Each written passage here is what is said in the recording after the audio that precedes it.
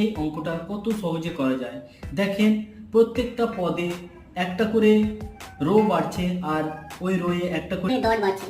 তো দেখেন 1 নম্বর পদে, 2 নম্বর পদে, 3 নম্বর পদে, 4 নম্বর পদে দেখেন লাস্ট রোয়ে 4টা ডট আছে। ওইরকম লাস্টে 10তম পদ অবধি সমষ্টি বলেছে। তো 10তম পদে দেখেন 10তম পদে লাস্টের রোয়ে কতগুলো ডট হবে? 10টা। 5 6 7 8 9 10। এখানে 10, তারপরে হবে 9, তারপরে হবে 8, এরকম এরকম করতে করতে চলে যাবে 1 অবধি।